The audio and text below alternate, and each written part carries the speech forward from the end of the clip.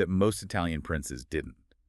They had to manage this massive, powerful, demanding army alongside the civilian population. A balancing act. A really difficult one.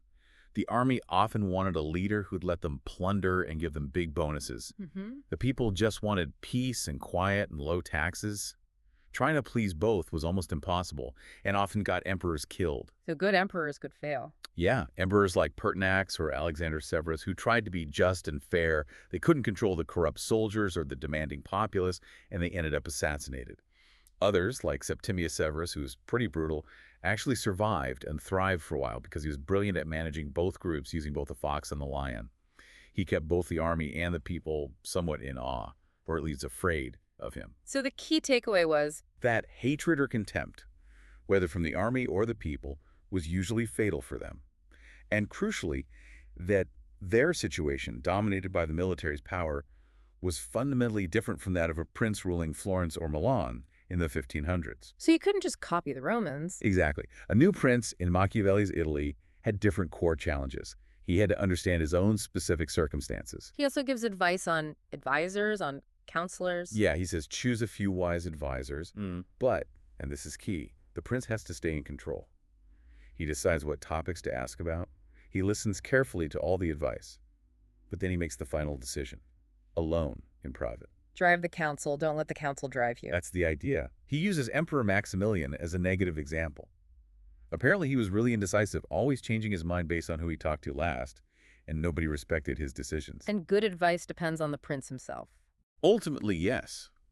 Good counsel comes from the prince's own wisdom, his own prudence, his virtue. If the prince isn't smart or capable, even the best advisors can't save him because he won't know how to use their advice properly. Okay, let's talk about luck or fortune. Machiavelli knows people felt powerless, right?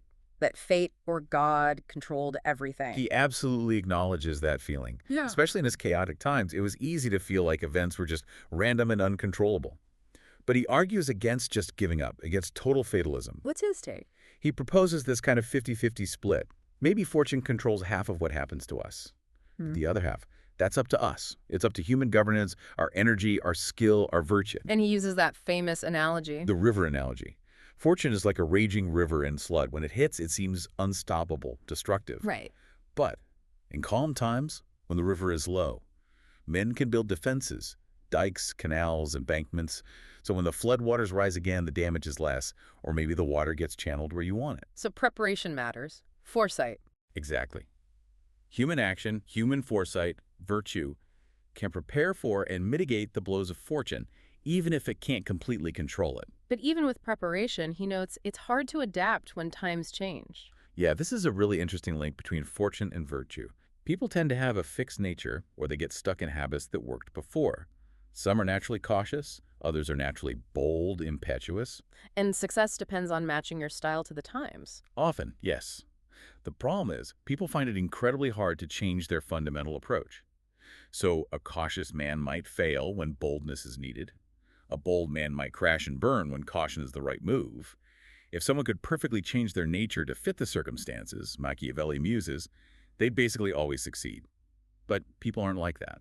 And he gives an example of someone whose nature just happened to fit the moment. Pope Julius II again. Machiavelli saw him as consistently bold, rushing into things. And because the times required that kind of decisive, impetuous action, Julius succeeded brilliantly, where a more cautious pope might have dithered and failed. His nature just matched the moment. He even ends that part with a pretty bold statement about fortune itself. Yeah, the famous line comparing fortune to a woman. Right. He suggests she's more likely to be won over by the young, the bold, the aggressive, those who treat her roughly, rather than by the cautious and respectful. It's a striking image. Fortune isn't something to passively wait for. It needs to be wrestled with, seized vigorously. So pulling it all together, why did the Italian princes he saw keep losing their states? What was the main cause? He boils it down to their own failings, mostly. Not just bad luck. Primarily weakness in arms, using mercenaries or auxiliaries instead of their own troops. Okay, military weakness. What else? And failing to manage internal politics. Either alienating the common people, or alienating the nobles, or sometimes both. You need at least one of those groups, preferably the people, reasonably supportive, or at least not actively hostile. A state with good arms and decent internal support is much harder to topple. And he contrasts them with someone who got it right. Yeah, like Philip V of Macedonia. Ruled a relatively small state, faced huge powers like Rome, but survived for a long time. Why? Because he was a capable military leader, and he knew how to keep both his soldiers and his people reasonably loyal. So basically, the Italian princes lacked the necessary virtue. In Machiavelli's terms, absolutely. They didn't build their own strength, they didn't prepare properly in peacetime, and when things got tough, they panicked, lost hope, blamed fortune, tried to run away, instead of relying on their own capability and resources. The book takes a real turn at the end, doesn't it? It stops being cold analysis and becomes something else. It's a complete shift in tone. The last chapter is this incredibly passionate plea, an exhortation. He looks at Italy divided, conquered, humiliated, and sees this unique historical moment. A moment crying out for a redeemer. Like ancient liberators. Exactly. He compares Italy's situation to the Hebrews enslaved in Egypt before Moses or the Persians before Cyrus. Italy is beaten down, waiting for a savior. And he thinks the Medici could be that savior. He makes a direct appeal to them. They were in power in Florence then and had connections to the papacy. He basically says, your family has the fortune, the virtue, the backing of God and the church. This is your moment. Take up this cause, unify Italy, free it from the foreigners. And he quotes Livy, that line about just wars. That war is just which is necessary. Those arms are sacred without which there is no other hope. It frames the whole project not as aggression, but as the necessary, almost holy mission of liberation. And militarily, how does he see this happening? Does he think Italians can fight? He absolutely believes they have the raw material, the ingenuity. They just lack the right leadership, the right organization. He suggests a new prince could create new kinds of military formations, learning from the strengths and weaknesses of the foreign armies, the Spanish infantry, the Swiss pikes, maybe develop a superior Italian way of fighting. And that would bring glory. Immense reputation, reputazione, he says. Military innovation would be key to the new prince's standing. And he ends the whole book with that quote from Petrarch. Yeah. Virtue will take arms against sound and fury, for the ancient valor in the Italic heart is not yet dead. It's this final, stirring, almost nationalistic cry, saying, look, despite how bad things are, the spirit, the capability, the virtue of the Italians is still there. It just needs a leader to awaken it and drive out the invaders. Wow. We've certainly covered a lot today.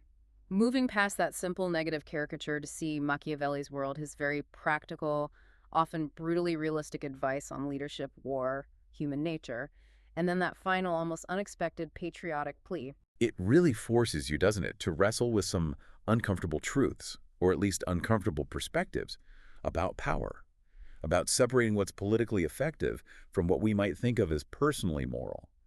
That was revolutionary then, and we're still debating it now. And it makes you think about leadership today, too. You see leaders facing complex choices, making tough trade-offs all the time. How much of that effective reality he described, needing strength, managing how you appear, making choices that aren't always simple or good, how much of that is just unavoidable, even now, centuries later, in totally different systems? Right. Or, take his basic assumption that people are fundamentally self-interested, maybe even bad. If you start from there, what does that imply about the constant struggle to build and maintain any kind of stable, functioning society or state? It really leaves you thinking about the very foundations of how we govern ourselves and live together.